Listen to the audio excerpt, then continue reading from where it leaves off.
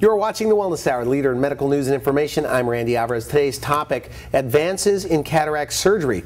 With us, we have a board-certified ophthalmologist, Dr. Whitson. Dr. Whitson, welcome to the program. Randy, it's a pleasure to be here. Thanks for having me. Now, before we get into today's topic, tell us a little bit about your practice. Well, my practice is in Indianapolis, Indiana, and we have a comprehensive ophthalmology practice that takes care of the broad spectrum of people, from young people to the elderly.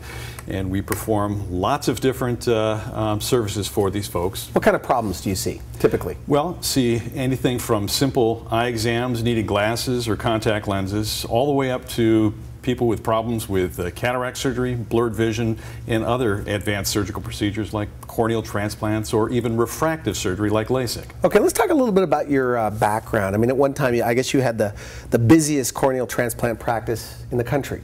That's true. A number of years ago with another partner, and I had truly the busiest corneal transplant practice in the country. We performed a little bit more than 1% of all the cornea transplants in the entire country for probably about 8 years running. So you lecture to other physicians about this topic? Yes, Randy, I do. And I think it's important to be able to share the experience that one has gained over many years of doing these procedures and help other people learn how to do things better. So you've done over 10,000 surgeries on eyes. Randy, right? I have. I've done a lot of surgery over many, many years, and it's a blessing to be able to provide the kind of care that I do provide to my patients. Okay, good. Also, another thing, I got some information about you from your office, that you were part of a roundtable team to name LASIK. Yeah, that's How does that happen? Is that right? Well, it was an interesting experience. A number of years ago, probably back in 1992 or 3, I was one of the pioneering investigators with the excimer laser procedure. There were a group of us ophthalmologists from around the country that were sitting around at a meeting, and we had decided to try and hybridize two procedures that we were performing. One was called keratomileusis, along with this new technique, the excimer laser, where we would create a flap of the corneal tissue, do the laser underneath that flap, and put the flap back in place. And we decided we needed a name for this new procedure, and we bandied it about, and we ultimately decided that it ought to be called LASIK. So okay. I was there. That was, It was a neat thing. Now, we talked on the phone.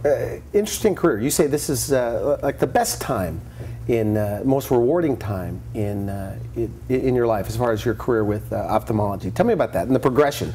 What's new? What's changed with cataract surgery over the years? Well, cataract surgery continues to evolve and improve, just like every aspect of technology in our lives. There's lots of things that happen that continually to get better. Cataract surgery certainly is one of those. The instrumentation that we have to perform cataract surgery continues to get better. The success rate, the ease of doing the surgery, all gets much better with time. And certainly right now, with the developments of lens implant technology, today is just an absolutely wonderful time to have cataract surgery. You said that to me, that it's and I'm quoting you, now it's a fantastic time to have cataracts. Why do you say that? I think it's really true, and it's because of the advancements in lens technology that we have, that we can put inside people's eyes that allow us to do things that heretofore we were not able to do. We can allow people to see in the distance clearly and up close without glasses. The basics, cataract. What exactly is a cataract? Well, and you say everybody's going to get one. Everybody will get one, Randy. In fact, I have a little example that I can show you if you don't mind. Over here is a model of the eye, and it's cut in half, and you can see the inside of the eye. And the cataract is the normal lens of the eye, which is the structure just behind the iris, the colored part of the eye, inside the eye. And the cataract starts out, or the lens of the eye starts out clear when we're young, and over time it gets progressively more cloudy or more opacified, just like this one is showing. Are they spots, or it's just getting cloudier, like wrinkled skin or something? That's a very good question, Randy, and there's actually several different types of opacities that can occur in the lens of the eye. Some are whitish spots, some are just a generalized yellowish or brownish discoloration. Remember the back window of the convertible Triumph cars? That over They're time, plastic. The plastic, and over time they started out clear, but out in the sun they got yellowish and brownish. That is exactly what a cataract looks like as it ages. So at what time do they start happening, by the way? Well, cataracts usually start affecting people's vision in the late 50s or early 60s, but in fact, cataracts start forming much earlier than that. Randy, I'll bet you're a young guy, but you probably have a little bit of cataract right now. You think so? I think you probably do, because the cataracts didn't start yesterday.